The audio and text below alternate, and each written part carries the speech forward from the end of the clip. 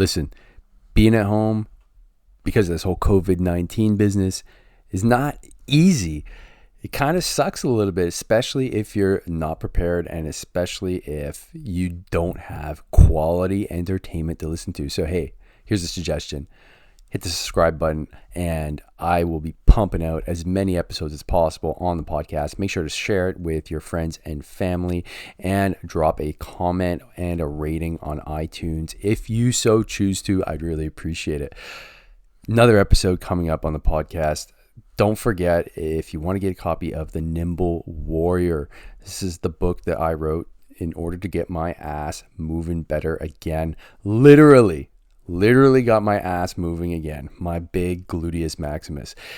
If you want a copy of this book, head to thenimble.warriorbook.com and I will send it out to you. You know why? Because I've got some that I can physically send to you and mail through the mail, assuming it's still working.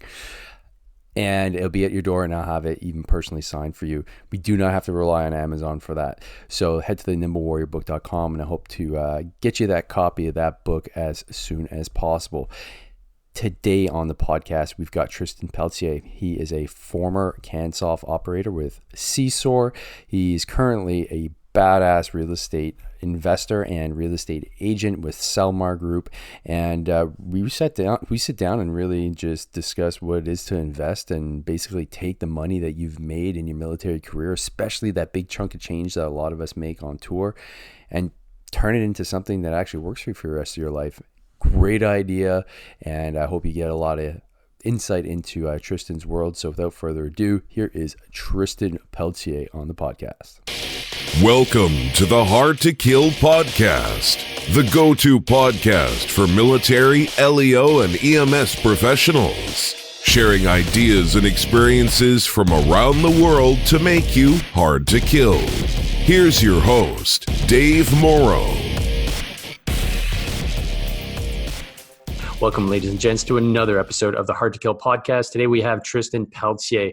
Tristan is a RE/MAX real estate agent and former member of Seesaw, and it's a pleasure to have him on today. Tristan, how you doing, buddy? I'm doing great, Dave. Thanks for having me on today. Looking forward to it. Absolute pleasure, my man. So we connected again through the magic of the internet. Haven't met in person, but virtual meetups are just as good these days. And Tristan actually reached out to me, and I really appreciate you reaching out because the more people that I have, reaching out and making this podcast even better than I could have possibly imagined is just, it's so cool to hear when people are like, hey man, I love that guest that you just had on. And I'm sure you're going to be one of those guests, man. So why don't you tell the people that are listening, what your backstory is and how you got to where you are today. All right, Dave. So I'm ex-military myself, and I always like to reach out to any type of military networks, especially post-military life. Myself, I was joined as a reservist in 2007. My original intent was to get experience to become a police officer. Honestly, right out of high school, Afghanistan was happening around that time.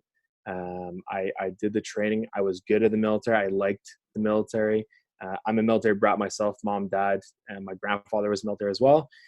Went overseas, did that whole thing, 2010 task force with the RCRs, came back, and then you're a reservist, so your contract's over. Like, what do I do next? Unemployment. Yeah, exactly. Like, oh boy, that was crazy experience. What's next? So, a friend of mine was in Seesaw as an operator. He's like, hey man, you should try it. You should just go for it, right? Got the training program from Seesaw.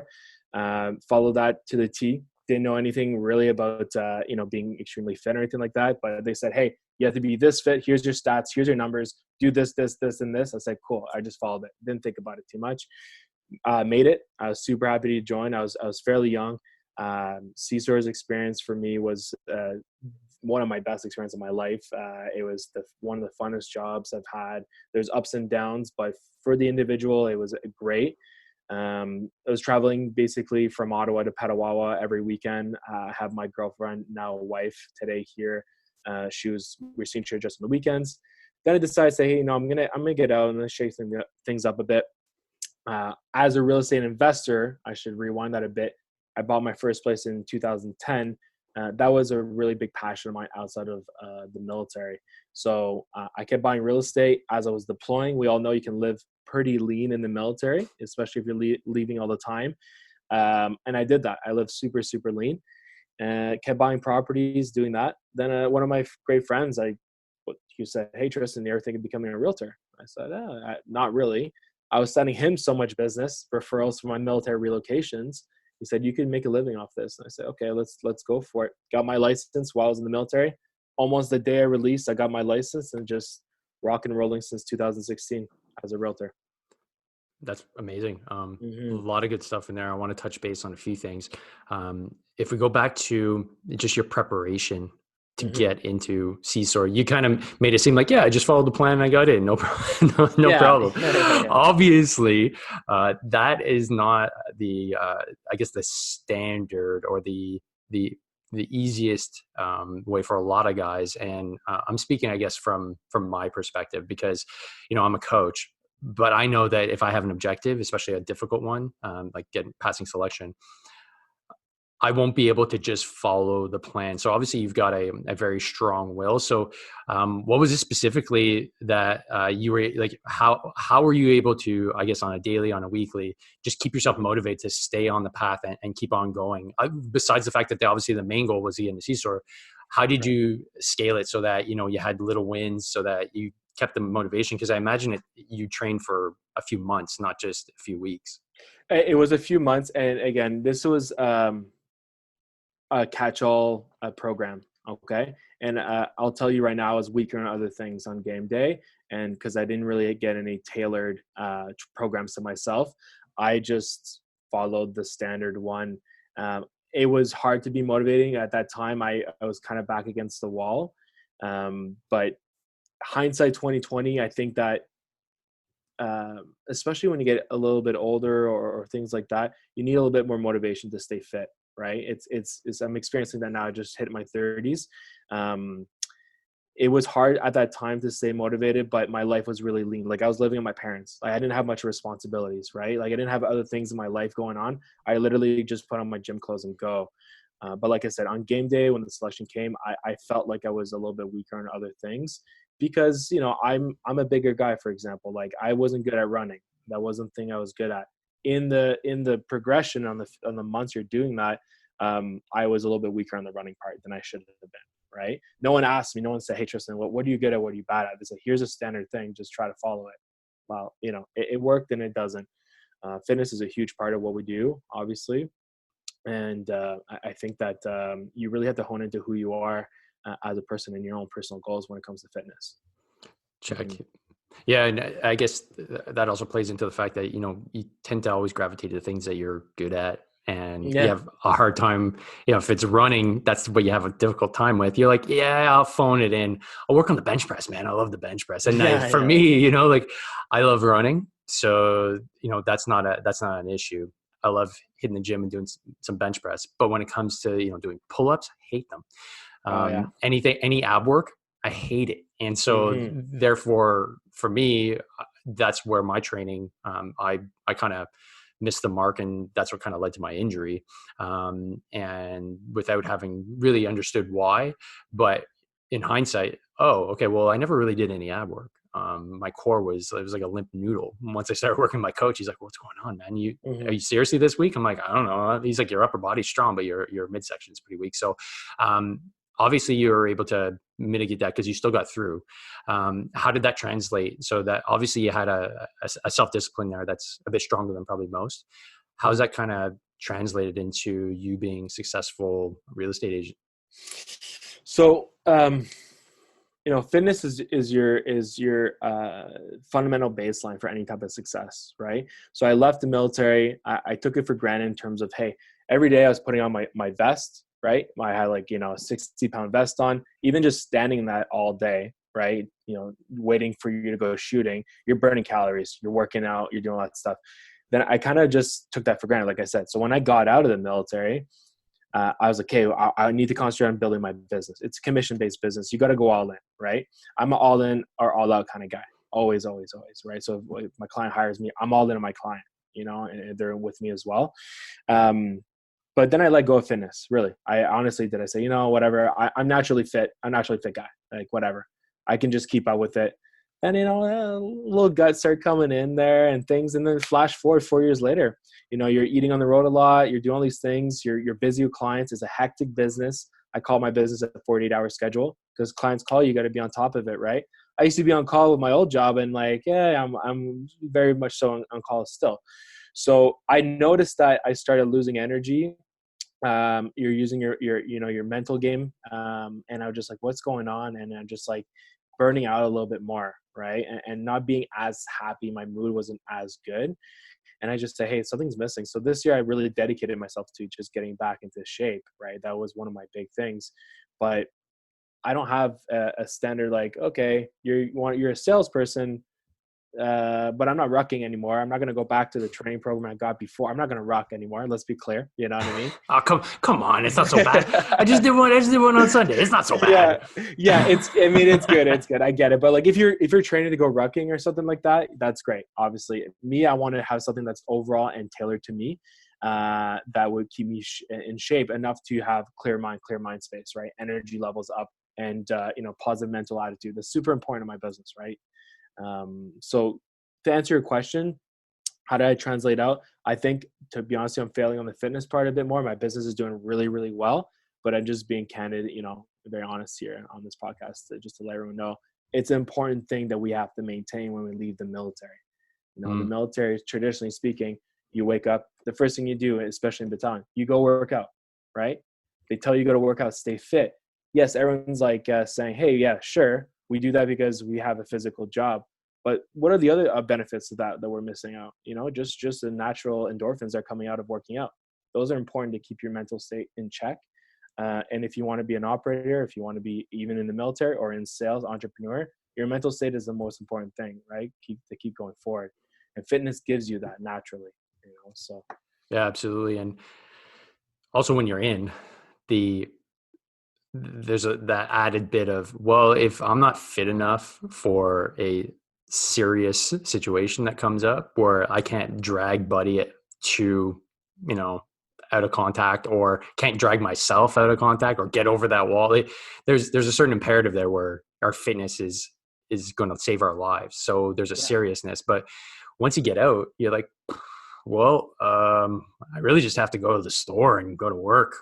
Right. So the imperative, and that's what happened to me. I'm like, well, I don't really have an imperative to be strong, do I? Like, do I have to go for? Nah, whatever. I'm just gonna, at the time when I got out, I became a high school teacher and dad, husband. I was like, all right, I can just settle in, man. I got my nice comfy couch. Right. I got my Netflix. I'm good to go. What more do I need? And like you said, I'm a naturally fit guy. What do I have to worry about? Right. I think I eat well. I train like maybe 2 days a week. Mm-hmm. Do a little bit of running. Don't need to worry. And then all of a sudden, boom! I wasn't taking care of myself. I was injured, and then I was just in such a pain cave. I couldn't move anymore. And I was just right. It totally rocked me because I didn't know what to do, because I was like, oh, now I can't do anything because I didn't take care of myself for an extended period of time. And at that time, how was your business doing? Well, so the funny thing was, I wasn't even in business yet. Like, I had kind of a side hustle. It was just my regular job now. Mm-hmm. I couldn't go to work. Right. And so I was just, crushing sick days. And then on the thing that hurt the most though was I couldn't be a dad. I was stuck. Like I was incapacitated, and I had a young son, and I couldn't be a dad. Like I couldn't feed him. I couldn't get him out of bed. I couldn't do anything. And that kind of really affected me to the point where that's where I am now, because it forced me to do something. I had to, find a coach, train my ass off, work on my weaknesses. And then I just wanted to pass that on in what I do now, which is my business, which is literally taking guys that are basically getting all the forces. Some of the guys are still in, and they're usually the hard chargers, but the guys that got out that are, our age ish, and just, they've lost that fire, and some of them have injuries. And it's just, how do you get back to that point where you're like, oh wait, I got to play a long game now. Mm-hmm. I'm not just playing, my job, it doesn't require me to be super fit. And it reminds me of that, that old Latin expression, anima sana, corpore sano, where, a sound mind in a sound body. In order to be able to do your job better on a long-term scale, you got to be fit, man, because your brain needs that level of fitness to be able to go, like you said, 48 hours, like turnaround. Like you got clients that are like, hey man, I got like $1 million house on the line here. Are you going to pull through, or else I'll find somebody else? Like it's got to be stressful, right? And yeah, and reducing that stress, reducing that anxiety, you bottle it all up. And at the end of the day, I'm in a service-based industry, right? I serve other people. I'm always, if I'm not performing, I'm not getting paid. That's first, let's be clear on that, right? So, I never think about the paycheck. I just think about servicing that person, and the money comes with service, right? But also you have to take care of yourself. And I was giving myself to everybody else, and that's okay. Business, let's go, let's do it. But then, what happens to you if you can't take care of yourself first? And fitness now for me is getting that 1 hour or whatever, 1 hour and a half to me, and taking care of Tristan in the first place, and then going out to take care of the rest of the people in your life.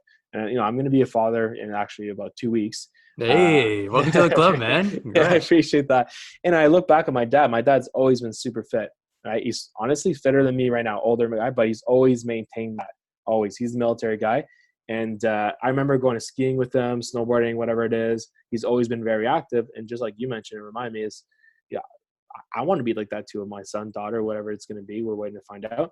And it's just too early to give it up. Right? It's you should never get up, ever. Right? It's like always learning, always staying fit.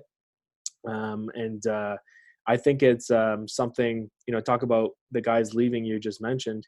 I really try to remember what I learned in the military.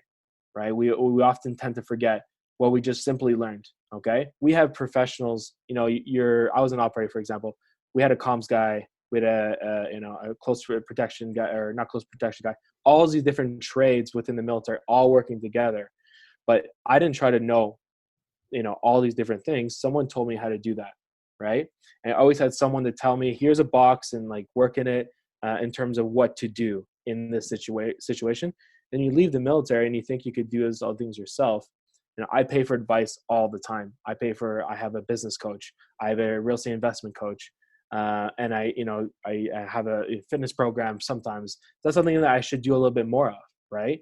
I had a personal trainer for a little bit. We were a good fit, and, my commitment level wasn't always there, but I know that from what I knew 10 years in the military of just listening to professionals do that. So I think it's really important for guys to maintain that and not forget to maintain your contacts and to structure yourself, because structure and you like structure, even though you might not think that. You've been doing it for 10 years in the military, whatever it is. You like structure. Okay. So yes, what's funny, like if my wife is going to be listening to this, she'll be like, you don't like structure, what are you talking about? But I crave it, just a different kind of structure. Sure. The hardest thing for me when I left and I started teaching, that was that lack of, I guess, having a defined chain of command, which at the school I was at was actually better than most other schools. So that was hard for me, because if I had an issue, who do I go see? Right? Okay, check. No problem. Like it's a bit loosey goosey, but no worries. But then on the personal side, it was just me. So, I'm slowly building out my company to have a team. Right. On your end, like how do you get that to the point where you've obviously built a successful real estate? Is it an agency? Where are you at right now in that whole process where you're that building that empire? Are you Right. starting just like at the entry level where you've got like a few people, or are you starting to get to the point where it's like, okay, you're going to be like a behemoth and you're just going to like overwhelm the Ottawa area? So what POE, actually, we talked about that earlier. Really, Yes. POE. I did the course. That's a free thing for veterans to go do. You apply, and it's a great course. In that, the prof said that was there. He's like, build your business around military relocation. You're from Ottawa, D&D's here. You're a veteran, so on and so forth. I said, okay, cool, thanks. Little things like that you pick up along the way. So my first couple of years in real estate, I was in a team. So right now I work for Remax Hallmark. And then within that, there's either individual agents, so you can call yourself Tristan Pelletier Real Estate, or you can join a little bit of a branded team where it's Pelletier real estate team. In my case, I decided to call myself Selmar Real Estate Group, which is a whole different conversation in terms of why I named it like that. But we have 4 agents on my team, myself and 3 other agents plus an administrator. But in the first 2 years, I went under someone's wing. Like, I was in a team, right? So how it works, you learn the ropes, you learn the business. You can launch on your own straight out of after getting your license. And you get 100% your own commission, but you should really learn the business, or else you might choke and you might not want to do it. Most agents fail in the first 2-3 years. It's an expensive considering business, and people think it's a job, but it really isn't a job. You're launching a business from day one. Okay. You have to call people, and if you don't perform, you're not going to get any types of commissions or pays. Right. After that, I said, okay, I'm going to launch my own. I learned the ropes. I started calling my sphere of influence people I knew, and I had a really good momentum going. I did the year on my own. I liked it and I didn't like it. Again, going back to the military, I liked the team environment. I really did. Juggling everything by yourself, it's something you need to do and learn. But also, hey, how can I help other people with their dreams and goals? And how can I get together and build a team to service one client? I have 4 agents helping them out if they need to, versus me, myself. I was getting calls all the time and say, okay, Tristan, I need to be here, here, and here. Well, I can't be in 3 different spots, right? And HHCs, military relocations, is seasonal, right? So if I have 3 people coming HHCs at the same time in Ottawa, how am I supposed to be there for a week? They're there generally for a week. Now I have a full team of support staff, and I have agents helping me out as well to get those 8 people in. Future iterations for my business, I'd like to keep growing the team. I like being a Remax Selmar for the time being. I don't really like calling it Tristan Pelletier Real Estate, because I don't think it should be about me. It should be about what I give as a vision for a team, for my client, right? And we're just going to grow it. I'm just, this year is going to be a really good year for us. Last year we had an incredible year, and I just want to keep growing the team simply, right? Now it's about transitioning. Hey, how do I teach other agents how to build their business? So I joined a team in the first 2 years. Now they're in my team, and I want to build them up as well, right? And help the other people out. So that's kind of my vision so far. Real estate investing as a whole is something I'm very, very passionate about. I'm an investor personally. I've bought investment properties on my own. I bought it with other people before. I grouped investments. I think it's a very, very powerful vehicle for anybody. And I think it's very accessible. The difficult part about real estate investing is having the discipline to save your own capital, right? You need money to invest. So some people like that, some people don't. There's plus and minuses everything, but it really worked out for me. I was disciplined, just like you have to be in a fitness program. Save your goals. Cut out all the other BS in your life that you're spending money on, and cut out all the noise as well. I was very good at doing that. And then I just saved money, and honestly, just let it ride and let it roll, right? Real estate, generally speaking, goes up in value. Okay. Right. So it works out for that. And also, I think that people are very intimidated by having tenants. Well, I've always had amazing tenants. I build relationships with them. I always have, keep them happy. They keep me happy. They're living somewhere. They want to just live their lives, right? You want to provide a good living space for them. It's not complicated. So if anyone's interested, give me a call. I could definitely help you out on that. But yeah, that's kind of my journey right now. I love relocation in terms of Ottawa relocation, in and out. I do military and RCMP and government services. That's a big bulk of my business. And I do a lot of what we're doing right now, Zoom meetings from a distance, because, they don't know the market. They don't know who I am, generally speaking. Often I get referrals, often I don't. I do online leads and Facebook groups and things like that. And I give them a lot of information. And other big part of my business is investing. I'm really passionate about investing as well. So I help people invest and give them solutions. Not only, hey, buy this. I look at your financial picture as well and say, hey, how can I get you investing in real estate and entry level investment, right? In Ottawa, it's getting $300,000 to $400,000. It's very expensive now. In Montreal, where you are, very, very active market as well. It's blowing up. It's blowing up. So I'm telling people, I'm seeing a lot of people. How are they going to own a house? It's getting more difficult. You need discipline. Just like you need discipline to be fit, you need to be consistent every day on how you're spending your money in order to get into the game. Yeah. I'm glad you brought up the investment side of things, because that's only something that even I would say it's only been the last 2 years Mhm. at most that my mindset has changed on investments. Because for me, investments, so case in point, I'm on pre-training Mhm. 2010, and I'm living in Montreal. I'm single. I've got an apartment. I have zero expenses. I'm making more money than I've ever made in my life. My bank account, all I'm doing is paying back my student loan debt, which even wasn't that much. Mhm. And so by the time I'm on tour, I projected to have quite a bit of cash.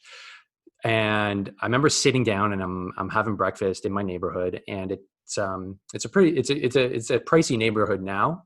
It was much less pricier about 10 years ago. And my buddy, who, he was in the forces, and, he's a police officer, he makes good money, he's single. He's like, dude, you should think about getting one of these like new investment properties that they're building in the area. I'm like, he's like, why not? We love the area. You're going to go to the bank. They're going to say, oh, wow, yeah, you've got a great job. No problem. We'll give you a mortgage. We'll give you a loan. And my thought process was, yeah, but I don't know. This might be a little bit, am I going to really rent? And it was that whole like, oh, I'm scared of a tenant for whatever Right. reason. I'm scared of having one person, and I won't be able to mitigate whatever the situation is. And so instead of doing that, I just, I passed on the opportunity, and I just put all my money in like RSPs. Right. And I really regret having done that, because if I had a better plan, that money would be working for me a lot better. And I'm just curious, for a lot of people in the forces, like we make pretty good salaries. Right. And if we're getting relocated, especially with the young guys, I know my mindset when I left, it wasn't in that investment mode yet. Mhm. And even the guys are even a bit younger, like the privates and stuff like that, that are going over and making like 60K. And I saw it, they go out and buy a Ford F-150. Yep. Yep. Are you able to have, like, is there, with the new generation of kind of guys that are coming in, guys and girls are coming in, is there more of a attitude towards investment that's a bit, I guess, clearer, where they have a better picture, like they realize the value in taking what they have in terms of salary and stuff like that, and actually making the Right. money work for them rather than just buying frivolous things? Absolutely. So, the first thing I'll say is, remember the risk you're taking when you join the military. I don't care if you're an operator or you just pass BMQ. Like, you're expected to do things and give up, part of your health to protect your country and serve your country. Okay, that is the biggest risk you're going to take in your life. Okay, so if you're scared of investing some money, and if you lose your money, if you do lose your money, because everything we invest, you have to be, it's possible, you're still going to be alive. Okay, things are going to be okay. You go overseas, and it's things happen. We all know that, right? And people don't come out of that uh, it, in one piece in terms of their mental state or even physically, things like that. And those people, it's tough to do that. So if you're going to join the military and do anything like that, don't be scared of investing money. It doesn't tie to who you are as a person and the risk you've already taken. So anyone in the military listening, first responder, anything like that, don't be scared of that risk, first and foremost, because it doesn't logically make sense if you think it about like that. Okay, you're taking the biggest risk possible by joining the military and putting yourself forward. And then if you're a young person in the military, remember, if you're a government worker, and I say this as a joke, it's hard to get fired. Okay, if you join the military, it's really hard to get fired out of your job. Yes, Okay, very, very.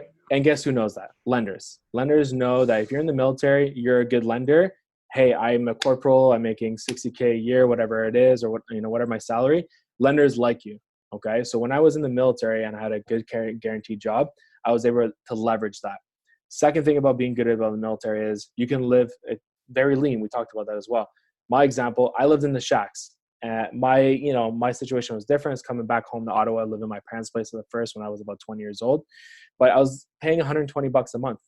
Did it suck sometimes? Yes, but I did what it took to have my investment portfolio. I saved money, and I said I built up enough at that time. I said, okay, I'm going to buy my first investment property. Then after that, it was simple. I bought it before I left, just by purely saving cash. Okay. Second one after that, went to Afghanistan, came back, I think, I don't know, 50K, great. I was awesome. At that time, I thought it was tons of money. for the risk we took, it doesn't seem like a lot. But I say, I did 8 months of my life being on patrol, taking all the risk in the world. I'm going to make this money, that the little money that I do make, to put to work for me for the rest of my life and pay me. Okay. And you mentioned a Ford F-150. I remember being in the shacks when we got back. I bought myself a $5,000 car. It was a Mazda 6. Okay. And I bought myself another investment property. And I remember being beside a guy, and we're looking out in the parking lot in the drill hall in Petawawa, the parking lot there. And he had a brand new Dodge Challenger, 45K, so nice. 50K. And it's beautiful. And I was like, beauties. wow. And I jumped in it with him, and it was amazing. And I never want to downplay anything, but I said, look, like, we took the same risk here, right? And I'm going to have something that's going to pay me for the rest of my life, okay? And I'd rather that, for the risk I took, do that. And then simply my third place that I bought, the first one went up in value just by owning it, right? It was called a refinance. I refinanced that, took the equity out, bought my next place. I didn't put any down payment really on the next one. I just used the value of those properties and bought my next. And because I had a good salary still, SF operating, make a little bit of extra pay, things like that, they kept me going. It was my fourth place I bought I actually lived in. The other ones were investments, right? So I got all my investments first, then I bought my own place. So that's kind of my journey when it does that. If someone's listening and just starting out, live lean, buy your investments first if you can, get that ball rolling, then go buy yourself something later on. If you're okay with that. Not people aren't okay with that sometimes. They want a place right away. I get it. But buy something. Buy some real estate. Do yourself a favor. That's my opinion on that. Yeah, absolutely. That's the train I'm on now. That's our being married, looking at your family, your home now is like in a corporation, has been pretty powerful. Where's our revenue stream? How many revenue streams do we have? And then what are our long-term goals? Because it's easy to fall into the trap, like, oh, you want to go on vacation this summer? Yeah, okay. Well, is this part of the plan? So me and my wife are, we're getting better at it, and we're not pros, but we have half decent revenue now, which is great because when you're starting out, initially we made the right decision. I had tons of cash from tour. My wife was just a natural saver. So when we went to get our first place, the bank's like, oh yeah, you have your down payment. Like you have not just a down payment, but we have our 20%. Right. And that was a goal we already had. We're like, yeah, we're going to have our 20% down. And I think, I guess when you're young, it's easy to just, fall into decisions that just seems like everybody else is making. It's like, oh, everybody else is buying a condo. Let's just buy a condo. And I think for us, we had enough knowledge to make sure that we had the actual cash. And then on top of that, we were looking long-term. And I think that's critically important when you start working to come up with a plan. So, for you, it seems like you're almost acting like as an advisor for a lot of these individuals that are, going to buy properties and stuff like that. Is that something that you like naturally gravitate towards with these, young or, they don't have to be young investors in property, but is that a conversation that kind of comes up all the time? Like, hey, maybe we should be looking at something that could, end up as a vehicle that could benefit you long-term and, benefit not just you, but your entire family. Yeah, absolutely. And going back to military, you'll be happy when you leave the military. I had a 10-year career with my reserve time. Like that's considered short on Civi Street. When I say that, they're like, wow, it's a long time. But you have those people 25, 20, 30 years. If you did it, if you kept buying property, and when you leave the military, because you do not know how you're going to feel when you leave the military. It's not always easy. And anyone that left, your hard charger, whatever it is, and then this world comes out. You're going to be very happy that you bought real estate or you invested your money, because that's going to be a nice cushion for whatever transition you're going to go into. Entrepreneurship, it's tough your first year, right? It's always going to be tough. Plus the fact that you're leaving a system like the military, you got to go deal with that first and foremost. And then you have to deal with financial stuff, stress. And I think a lot of people are just stressed out when they leave the military, right? And they try to find a reason. So that helped me a lot when I had that cushion and I was making income on the background, while I sleep. So I have a lot of clients that are younger than me, and I have a lot of people's parents. They say, Tristan, this is too much risk, and here, whatever it is. I just show them my route, and I have like guys that are 24, bought 4 properties already since they're 19 years old, and their parents are now looking at me going, Tristan, like, we want in now, right? Because the older generation, sometimes they don't like that kind of risk. They had a different time than us, whatever it is, and I can't predict the future, but their son's doing really well. Trust me, he's doing really well for himself. So yeah, I'm not able to advise on people's financial situation. I'm not a financial advisor. I'm a vehicle for real estate investing. I'm really passionate about it.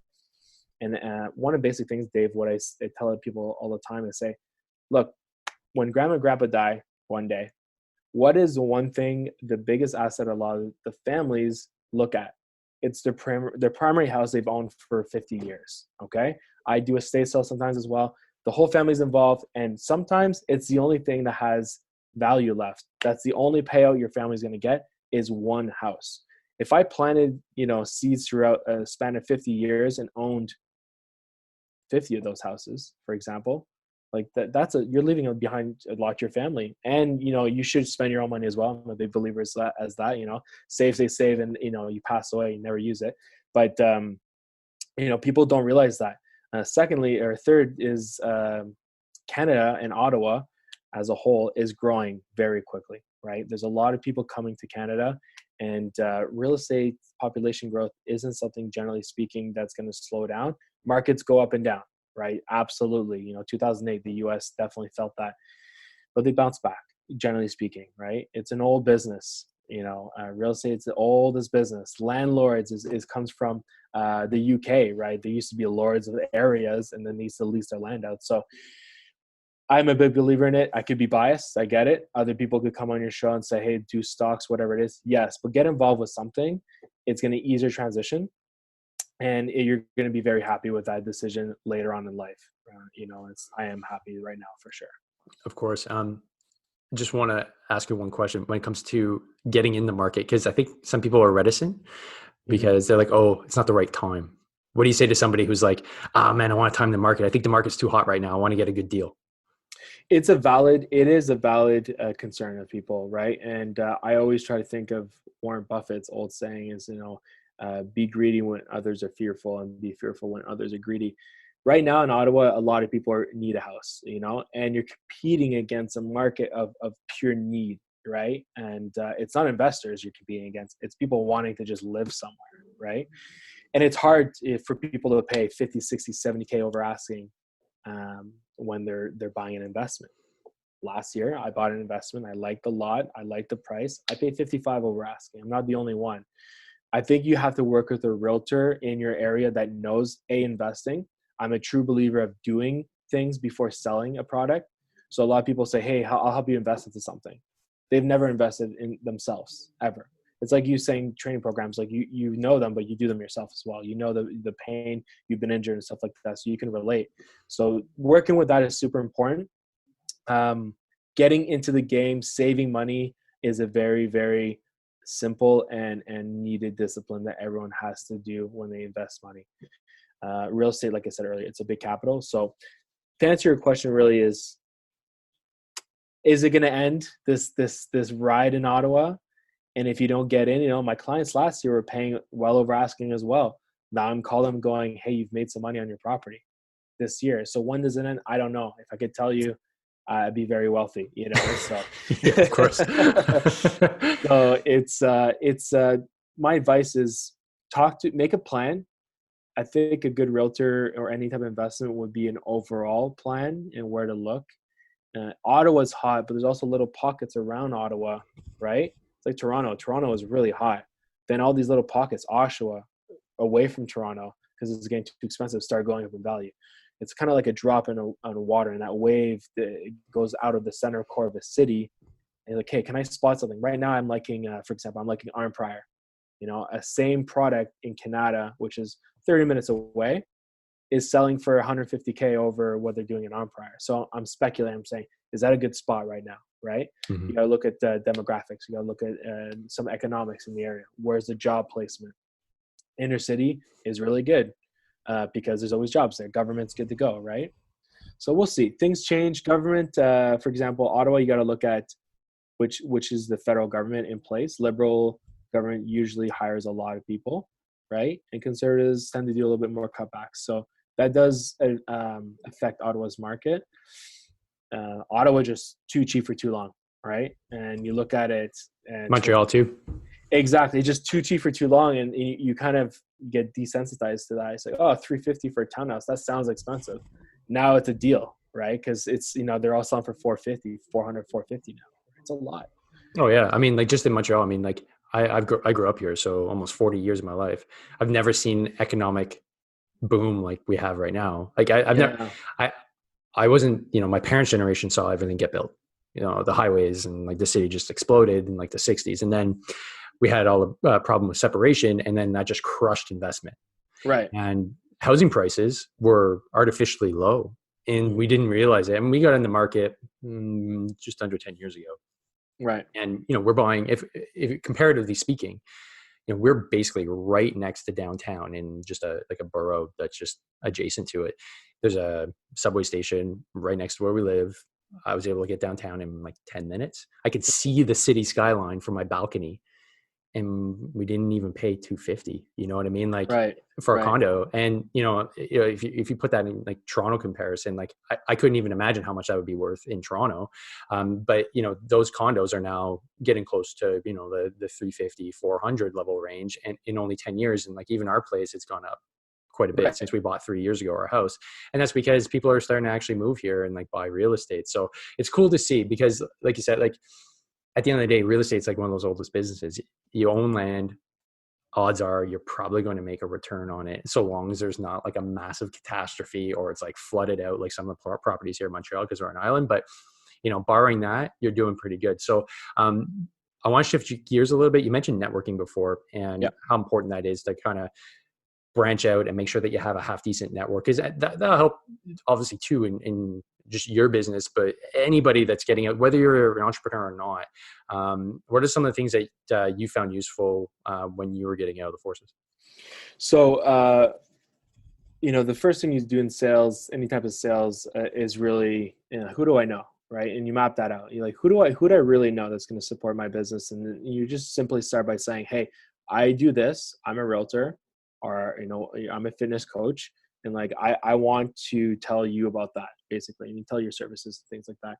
But outside of that, there's tons of programs for veterans to get out. One is a Princess Operation Entrepreneur, like we mentioned earlier. Went there, the prof gave me a small idea, and I built my business off that. And, I had to update them. I haven't talked to them a little bit. But after that, Treble Victor, 3V. I'm a huge believer in 3V. These are people getting together. They're experiencing the same things as you, as in getting out of the military.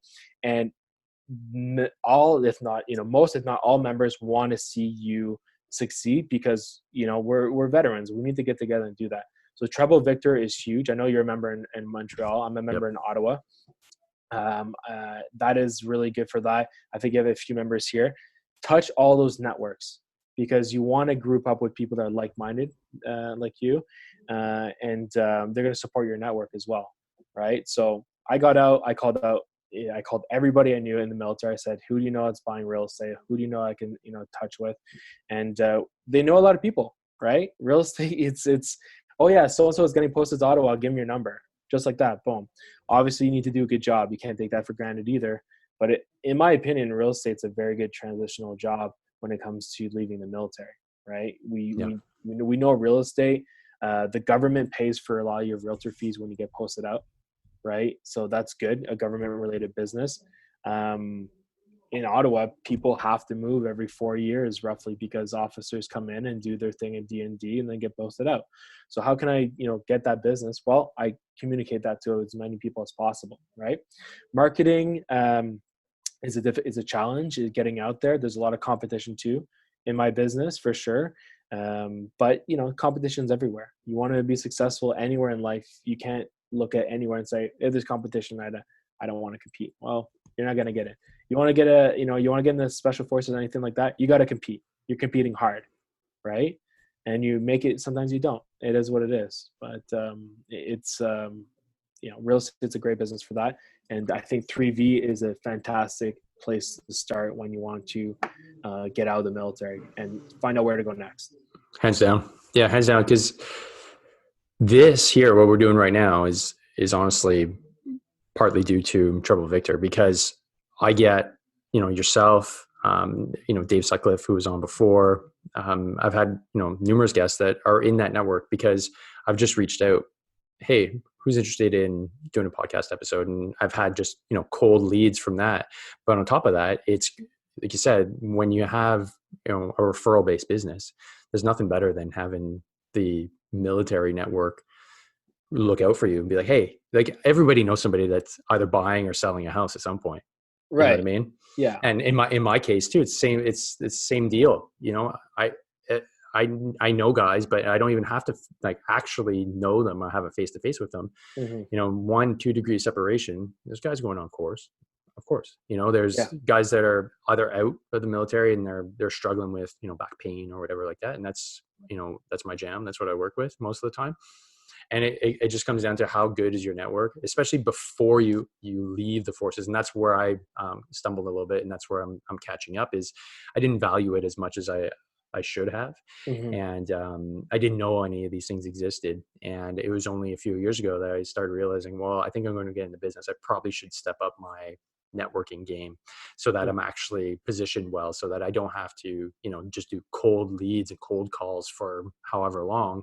Right. People come to me, they're warm. They're like, oh, I know Dave. Yeah. He's my buddy. Yeah. He told me to come give you a call. And that's literally, the past, few months, that's what it is. It's just people coming to me because they know through a friend that this is what I do. So, like in your case, I imagine, just in that network, the military network, it must be beneficial, obviously, to have a good reputation, but also to just have people that are clients of yours that do pretty much all the work when it comes to referrals. So how do you kind of set that up so that you have a winning strategy, so that you don't let leads just fall by the wayside, and that you actually are able to cultivate them? Because I think a lot of well, maybe I'm just projecting. Being a military member and being a business, it's not always easy to chase down a lead, because it feels like we're being that, like, I guess that sleazy salesman type, and we're self-promoting, because self-promotion is something that's really hard for us to kind of get our heads around, because we're not allowed to do it, right? It's right. very much frowned upon when we're in. So how do you get yourself around that? How do you make sure that I'm not self-promoting, but I'm looking out for, you, in the sense that you're the client. I'm going to do a better job than the other people, or at least I'm the one for you for this job. How do you get yourself around that? How do you get over that mental hurdle? I couldn't agree more, Dave, than when you said, self-promotions was a little bit hard for me at first, coming from the background, you're supposed to be humble, professional, and not really be flashy. You didn't join the military to be about you and look at me kind of thing. And I am in that industry, but remember, you did your job for the country, right? You did your part. And then you leave the military, you have to get out there. You have to get outside of your own head. And me, I try to come from an angle of information, not what can I give, not what can I receive from someone, what can I give you as value, right? So I call my clients all the time. I say, look, hey, in your neighborhood, something sold for this much. It's an asset that you own. Should you not know about it every few months? Great. Yeah. Tell me about it. Call them. And after I call them and remind them of what I do, right? In sales, they're called touches, right? Emails, doing things like this, podcasts, calling your clients, remind them that you're in the business. When someone wants to buy a house, everyone knows it. You work with someone, oh, I'm looking to buy a house. Oh yeah, great. All it takes for me is to say, oh yeah, Tristan, yeah, he was my realtor 5 years ago. People move every 5 years. I hate selling something to someone and they don't hear from me for 3 years, 4 years. The client's not going to call you, right? They're not going to call you. It's not something that comes up every day. So you need to stay informed. So touches, emails, Facebook, posting, things like this. How do I stay top of mind of my clients without being annoying, right? Mm-hmm. Some realtors will call you 100 times until you pick up the phone. I'm not like that. Does it work? Yes, it does. It does work. Let's be clear. It does work. People, you break down people, eventually they'll pick up the phone. It's like picking up. It's like when I picked up my wife. I just relentless, and eventually she caved, and now we have 2 kids. Yeah, exactly. It's, but it's getting outside of your own head. It's shifting your mindset a little bit. The business world, the thing that I had a hard time adjusting was a lot of people I'm working with are looking out for themselves, right? I'll have people, you know, I've had deals where I got screwed on for sure. Absolutely. And I learned from that. And I was like, wow, that person just lied to my face. That person tried to take advantage of me. And you're not used to that in the military. If you tell me something, hey, we got to get this done because of these reasons, generally speaking, I'm just going to believe you. I was like, yeah, okay, cool. Like, why is Dave going to tell me this? What was he want out of this? Right. I mean, it does happen. We all get it. But business world, you got to be careful. Right. And keeping in touch with that network and trying to trust that military network, not everybody blindly, trust, but verify, right? Always, is important. But generally speaking, when I meet guys like yourself, when I meet guys like, Mike George is a good friend of mine. We talk all the time about business. He left around the same time as me, and we try to support each other. And I just saw that you did a podcast with them. Like, hey, I'm going to do this too, right? We're Venture Canada. Those guys, I know those guys. Those are good guys. I'm trying to support them as much as possible. And it's really, supporting each other. But also, I will say, don't take advantage of the fact that you're getting a referral. Do an extremely good job with that referral, right? Just because Tristan's a veteran and, we're military buddies, let's support each other. Do the great job for that person, service that client, right? And go above and beyond. That's a very, very basic business thing that's easy to do. Being on time, calling people when you say you're going to call them, it is what it is. I think the biggest part of what people like about me is I like to take control and I like to plan. I'm a planner. And I learned that from the military often, soft planning. It's from the bottom up often. So you get involved with the planning and hey, how do I get this done? Right. And where am I going? What's my roadmap of where I'm going? I want to buy a house, Tristan. I have no idea what I'm doing. Great. Let me look at this, and this. And I'm gonna make a plan for you and I'm gonna get you to your goal. Right. And that's kind of like a big part of my business is the planning aspect and servicing basically. Right. I think the big takeaway from that is don't take your leads for granted. And never. Just because you come from the same background and you think, oh, this is going to be a lock. They're coming in nice and warm. If you don't do if you don't service them properly, like if you don't come with your A game, it's business is still business, man. They don't have to buy from you just because you're a veteran. Like it's something that you definitely need to keep in mind when going to the plate. Is that you're now the guy and they expect you to be the guy. Don't drop the ball. Absolutely. And, hey, you give me a referral and that guy never called me back. Well, you look bad and that guy looks bad too. Right. And it's just not, bueno. Right. Yeah. So yeah, I agree with you 100%. Good. Just stay in touch with that. So tell me, man, what are you listening to? What are you reading right now? Cause you seem like a pretty, I shouldn't say esoteric, but cerebral type guy. What keeps you, I guess, what gives you the edge? What are you consuming so that you always keep that gray matter stimulated to be a cut above the rest? I'm into a lot of real estate investing books. So like Gary Kellar is, the company Keller Williams from the real estate company Keller Williams. He's the Kellar part, Gary Kellar. I really like his stuff a lot. Like it's really again like a roadmap. So I'm rereading Millionaire Real Estate Agent, How to Build a Team in Real Estate, because I read it a long time ago. So I'm rereading that currently because I'm building my team. So I'm just touching those things. Real Estate Investor as well. So another one he wrote. I love that one. If you're interested, I was reading that in Afghanistan. I literally remember being out in the desert and reading this book. I think I still have it. And just nerd. This is reading this book, whatever it is on my downtime. So it's still messy still. I'm pretty sure I have it. That's what I'm doing right now. I just finished my broker course. I've been studying for the last couple months. It's another license in real estate. It's the highest license you can get. I believe it's called your broker. So I just passed that test. So a lot of my reading's been that. One thing I like to start reading, brushing up, but more is, I don't do too much stock market stuff. I'm a real estate guy, but it's interesting times. The stock market's accessible. I do know a lot of guys at HCC that like to invest in stock because they're anywhere in the world and you can put in an order anywhere in the world, right? So that's more access. So that's something I think I'll be reading in the future. And again, big goal this year is get back on track on my fitness goals, right? That's something that I let go of. And if anyone's listening, don't forget what the military taught you about fitness. It's super important. You look at all the CEOs in the world, right? They're fit guys. They're not big guys usually. You know, there's a reason why they're doing it. Yeah, they're not crushing like tasty cakes all day and getting lazy. They're always on. So they need to. Their body needs to. It's a machine, right? If you're putting garbage into the machine, like it's not going to function at its optimal state.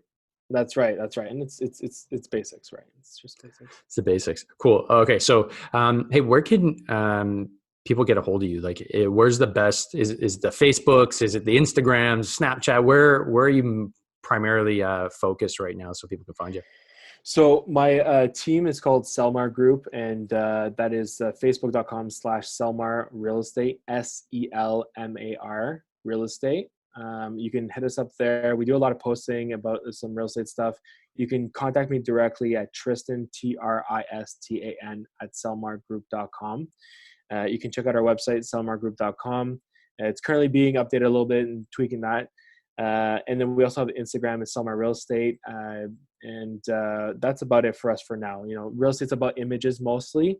We don't do too much Twitter stuff. But yeah, that's where you can reach me.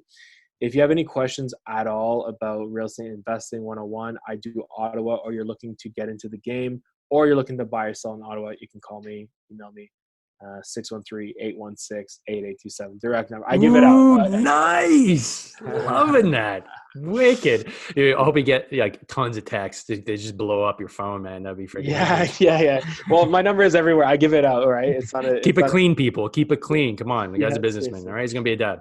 Yeah, seriously.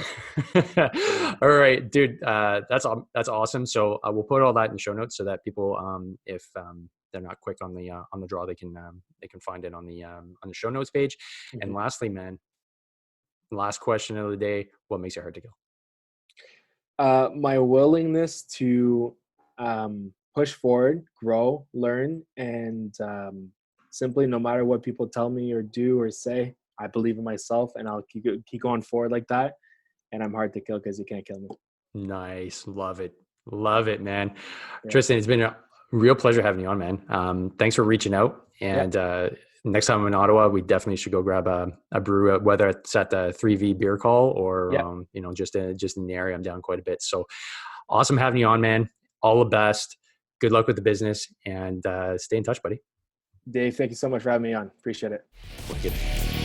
Thanks for listening to the podcast. You can find out more about training, nutrition, and mindset at davemorrow.net. Be sure to like us on Facebook and Instagram at Dave Morrow PT. And don't forget, strong people are hard to kill.